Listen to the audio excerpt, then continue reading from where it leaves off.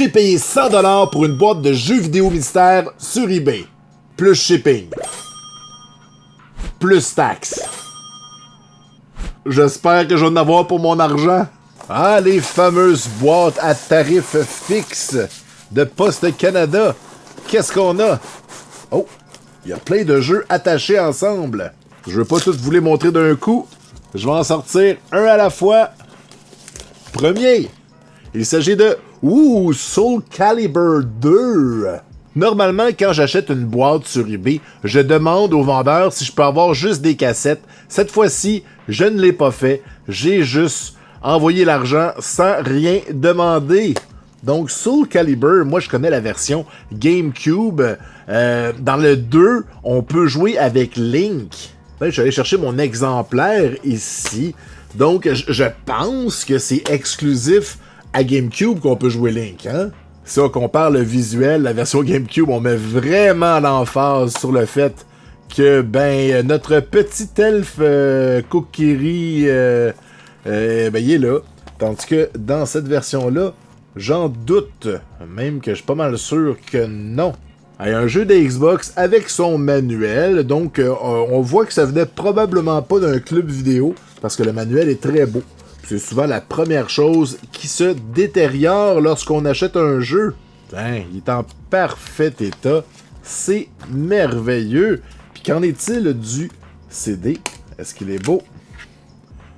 Il me semble parfait. Ah, c'était tellement beau, les CD de Xbox, avec le logo tout le tour. C'était un peu plus compliqué à faire défaut à cause de ces détails. J'ai pas précisé, mais c'est un best-of Platinum Hits. Ce qui est drôle, c'est que ma version au GameCube aussi. Moi, j'ai la version Player's Choice, qui est un peu l'équivalent. Je sais que Nintendo, habituellement, ils sortent ça quand ils ont 500 000 exemplaires vendus. Je suis plus certain. Je sais pas c'est quoi la quantité pour Xbox. Une grosse valeur de 15$. C'est pas un jeu qui vaut cher. Même la version pas Platinum Hits vaut 16$, soit 1$ de plus. On va pas se mettre riche avec ça. Et c'est un jeu de combat à la Mortal Kombat, à la Street Fighter. On a tous notre référence. Selon nos préférés, on nous promet plus de 15 combattants. C'est quand même cool. Il y en a... Il y a plus de variété que dans un jeu comme Mortal Kombat, je trouve. Il y en a qui sont vraiment gros. Donc, ça influence le type de gameplay. Mais je n'ai pas joué à ce genre de jeu-là. Moi, j'ai joué à Smash Bros, Mortal Kombat, Street Fighter. C'est pas mal les seuls que j'ai fait. Puis encore là, Smash Bros, c'est même pas dans la même catégorie. Bon, prochain dans cette pile de CD, cette fois, on a un jeu de PlayStation 2, toujours un greatest hit, mais cette fois, c'est Metal Gear Solid 2. Un jeu à 13$, mais un excellent jeu. Mon collègue Laurent, c'est une de ses franchises préférées. Je sais pas, dans son cœur de gamer, où se trouve le deuxième. Moi, personnellement, les seuls que j'ai terminés sont les deux sur la NES. Et puis, on avait fait ensemble, Laurent et moi, la version sur... voyons, j'ai un blanc. Sur la MSX2, que Laurent avait ramené du Japon. Là, on parle de la série Solid, donc ce n'est pas la même catégorie de jeu. Un autre manuel super beau, il n'a pas été ouvert. On voit que les pages, ils n'ont même pas été poussées jusqu'au bout. Donc, un manuel avec des BD, c'est toujours très cool pour nous expliquer un peu le lore, l'univers de ce jeu. Est-ce qu'on va avoir des Metal Gear? Parce que je rappelle que sur le premier Metal Gear sur la NES, il n'y a pas de Metal Gear. En tout cas, on n'en rencontre pas. Ils ont dû être coupés au montage. Bon, donc un manuel 10 sur 10. Je suis très content. Si on regarde le CD, il a l'air bien correct. Très adéquat.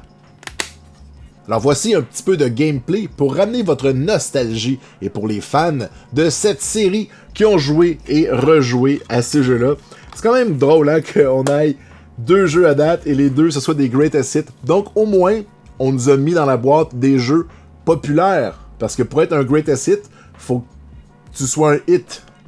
Je suis logique dans cet épisode. Troisième et dernier de cette pile de CD qui étaient attachés ensemble soigneusement. On a Primal sur PlayStation 2. Ça, je ne connais pas. Bon, quand on connaît pas un jeu, première chose qu'on regarde, c'est son prix. On parle d'un jeu à 18$.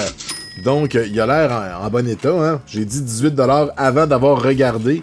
Mais bon, tout est là. Le manuel est là. Et lui aussi est très beau. Donc, ça vient probablement d'une collection de quelqu'un qui faisait attention à ces choses. Des fois, sur eBay, les vendeurs, c'est tout simplement des gens qui vendent leur collection sous forme un peu de loterie en faisant des boîtes à surprise comme ça. Parce que c'est pas tous les titres qui se vendent bien. Donc, c'est une bonne façon de vendre ces jeux en y allant comme ça. Un petit peu de gameplay de ce jeu que je ne connais pas. Je sens que je vais me faire lancer des rushs parce que j'ai l'impression que c'est un jeu que je suis supposé connaître, mais je rappelle que je n'ai jamais possédé de PlayStation quand j'étais jeune. J'en avais loué une fois, c'était pour jouer à Final Fantasy VII. C'est le seul moment que j'avais eu une PlayStation dans la maison.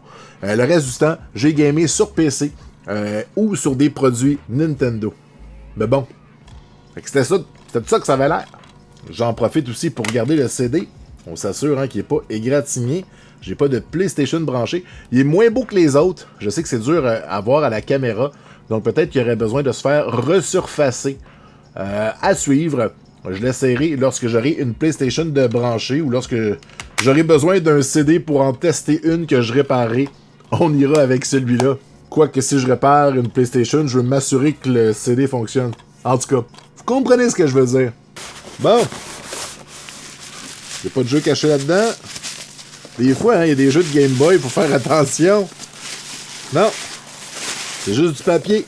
Je vais mettre ça dans ma collection de papier. Et là, on a un paquet ici qui contient, encore une fois, des jeux attachés ensemble. Juste m'assurer qu'il n'y a rien dans le fond non plus. Tout est beau.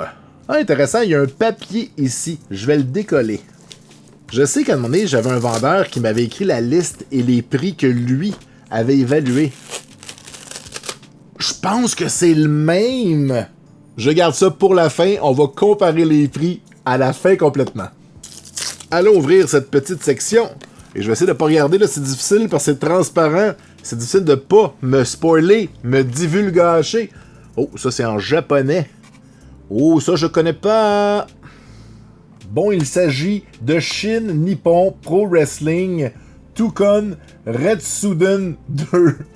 J'ai réussi à le savoir à cause que c'était écrit sur le papier de la personne, sinon j'aurais jamais réussi à trouver ça. Ah, peut-être avec Tukon Retsuden, j'aurais été capable. Donc, ça c'est sympathique pour le transport, pour éviter que le CD s'endommage. On regardait ça. Les beaux CD noirs de PlayStation. Il a l'air bien correct. De quoi a l'air le manuel Old School. Un autre jeu dans un état presque parfait. Donc un autre manuel qui n'a pas été beaucoup feuilleté. On va aller regarder ça de plus près. Parce que c'est souvent beau, les manuels japonais. Pendant qu'on regarde ça, on parle d'un jeu à 18$ dans son état. On a Antonio qui nous dit un message. On le salue. Tout le monde, merci de toujours soutenir la New Japan Pro Wrestling. Enfin, moi aussi, je participerai officiellement à Tukon Retsuden 2. Il y a autant d'Antonio Inoki que de personnes qui me choisissent. Je continuerai à me battre à vos côtés. Hey, on vit dans le futur. Bon, c'est le premier jeu de la boîte qui m'intéresse un peu moins pour deux raisons. Je collectionne pas beaucoup les jeux japonais, surtout sur PlayStation. Je suis pas non plus un fan d'arts martiaux. Donc, moins intéressant pour moi, mais intéressant pour l'histoire, pour regarder les messieurs qui se battent. Et regardons de quoi ça a l'air un petit peu. Donc, j'ai trouvé un peu de gameplay à vous montrer. C'est la PlayStation 1, donc c'est tranquille au niveau du visuel. Prochain jeu, hey, c'est un jeu scellé. PlayStation 5. Oh non, un autre jeu de lutte! Et même s'il est scellé, on parle d'un jeu à 25$. On a ici un beau masque mexicain, je pense. Je veux pas fâcher personne, mais je crois, ayant été moi-même au bar le Nacho Libre, il me semble qu'il y avait une collection de masques de ce genre-là, de lutteurs, de catcheurs. On peut pas vraiment aller regarder à l'intérieur parce qu'il est scellé. Encore une fois, 25$ pour un jeu scellé très récent. C'est pas une grosse valeur, puis c'est un peu triste. Alors, ça a l'air de ça, un jeu moderne pour la PlayStation 5. Là, on est dans le réalisme. Là, les lutteurs, on peut presque les sentir. Ça sent la sueur, ça sent le mal, ça sent les tatous. Je capote, mais je ne suis pas fan de lutte. À moins qu'on ramène le géant ferré, puis l'autre que j'oublie tout le temps son nom, qui coupait les cheveux. Il y a quelqu'un qui me l'a dit dans une vidéo récemment en plus, Barbershop chose, là. En tout cas, c'était lui mon préféré. On arrive déjà au dernier item de la boîte. Ce n'est pas une grosse boîte. Et là, on a un jeu complet en boîte sur la NES. Mais est-il vraiment complet en boîte? Écoutez, le fini illustré m'a presque rendu aveugle tellement que ça paraît que ce n'est pas une vraie boîte de golf. Oh là là là là! Tiens, je suis allé chercher mon exemplaire à moi pour le comparer. Regardez ça, la différence, c'est flagrant. Puis là, ce n'est pas qu'une question d'usure, là. On parle d'un matériau qui est vraiment plus lustré, alors que là, on a affaire à une boîte en carton, et je serais pas surpris qu'à l'intérieur, ce soit blanc. C'est souvent le cas des boîtes fake, ben oui, c'est blanc. Alors qu'une vraie boîte, c'est plus gris. Je sais pas à quel point ça paraît bien à la caméra. Ouais, oh, ça paraît. Ça paraît. Puis aussi, on voit la qualité, hein. On n'arrive même pas à lire les détails dans le sceau de qualité Nintendo, alors que sur la mienne, on voit que c'est évident. On va attendre avant de mettre une valeur dessus. On va regarder si le reste est fake ou pas.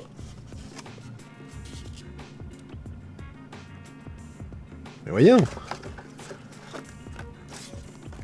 C'est quoi ça? Mais voyons. C'est bien une drôle d'idée. On dirait des affaires que tu te rends quand tu saignes du nez. Mais bon, donc il n'y a pas de styromousse au fond. Ça, c'est pas grave. Je suis habitué. J'ai une pile de styromousse pour mettre dans le fond de mes boîtes. Là, de toute façon, c'est une fausse boîte, fait qu'on s'en fout. Le manuel, c'est un vrai. Et je crois que cette boîte-là aurait dû être une boîte USA, alors que le manuel est un manuel canadien. Et la cassette qui vient avec est une cassette USA. Donc, on est vraiment complètement dépareillés. C'est vraiment bizarre. Donc, un manuel canadien, une cassette USA. Et on va les comparer avec le mien. Donc, moi, j'ai une cassette USA qui est dans sa boîte USA. Et regarde bien ça, j'ai un manuel canadien, moi aussi, juste pour rire du dépareillage. Non, moi, mon manuel est USA. J'ai un bon kit. On va quand même ouvrir les cassettes pour regarder si elles ont des différences. Donc, la mienne est à droite. J'ai même pas regardé en arrière. Est-ce qu'elles sont pareilles? Je pense que oui. Chaque fois que je dis oui, vous trouvez des différences. Tu sais, moi, quand je regarde à travers les yeux de ma caméra, j'ai moins le temps de regarder que vous. Oh, puis ici, c'est des vis normales, alors qu'ici, ce sont des vis de sécurité Nintendo. Donc, peut-être que ma version était un peu plus vieille. C'est possible. Peut-être aussi, des fois, les gens prennent les vis sur des cassettes et font ce qu'ils veulent. C'est comme ça. Là, là, là, là, là. On va aller chercher un autre tournevis. Pour cela. D'après moi, je devrais être capable d'ouvrir ça. Yeah!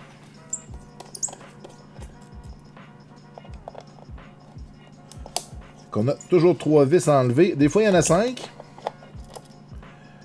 Quand les versions sont un peu plus vieilles. Donc, ce qu'ils ont fait, c'est qu'ils ont rajouté des clips pour sauver 2 vis. Ça a l'air nono, mais sur des millions d'exemplaires, sauver 2 vis fois des millions, c'est beaucoup d'économie. Donc, on regarde ça. Et ils sont différents, mesdames et messieurs. Donc, le mien a un PCB plus foncé. Donc, vert plus forêt. Alors qu'ici, on a un vert un peu plus clair. Si on regarde les puces, je vais les mettre à l'endroit. Donc, les numéros sur les puces sont complètement différents. C'est évidemment toujours NES GF pour Golf, O. Donc, la PRG et la CHR, les deux puces pour le jeu. 8817, 8814, 8645, 8608. Je ne sais pas sur quoi c'est basé pour trouver ça, mais le board, c'est le même. Le NROM 128 des deux côtés. Donc voilà, c'est ça les différences entre les deux. Donc, pendant que je range mes jeux, on peut regarder un peu de golf. Un des premiers jeux de golf, en fait, le premier sur la NES. Un jeu très simple, mais tout à la fois élaboré pour l'époque. J'avais bien aimé ça. Mon père explorait avec moi les jeux de golf. On l'avait déjà loué quand j'étais petit ou emprunté. C'est flou. J'étais jeune. Ah ben c'est pas tout, on n'a pas évalué ce qu'on avait. Donc, on a une cassette qui vaut environ 10$ et un manuel 7$. Une boîte repro, pour moi, ça vaut rien. Je sais qu'il faut payer pour les faire, pour les ajouter dans notre collection. Je vous laisse écrire dans les commentaires ce que vous en pensez. Est-ce qu'on met une valeur? Est-ce qu'en acheter une, c'est 5$, c'est 10$? Je le sais pas. Mais moi, je vais mettre cet ensemble-là à 17$. Pas de valeur pour les marshmallows non plus. J'arrive donc à un total de 106$ pour ces 6 jeux. Et là, on va les comparer avec la liste du vendeur. Donc, on nous parlait d'une boîte à 100$, mais on nous promettait 105$ basé sur Price Charting. Donc, la plus grosse différence qu'on a, c'est le 21$ pour le jeu de golf. Moi, j'ai mis un peu plus bas parce que je trouve qu'une boîte, ça vaut absolument rien quand c'est une reproduction. Donc, lui arrive à 108,47$. Moi, j'arrive à 106$, mais il nous promettait 105$. Donc, ce sont les taxes et le shipping qui nous ont tués. Et si vous voulez sauver le shipping, allez encourager les petites boutiques de votre quartier. Ça va vous revenir moins cher. Qu'avez-vous pensé de cette boîte? Est-ce qu'on en a eu pour notre argent? En tout cas, au moins, il y a des jeux plaisants que je vais garder dans ma collection qui sont très beaux. Allez, à plus!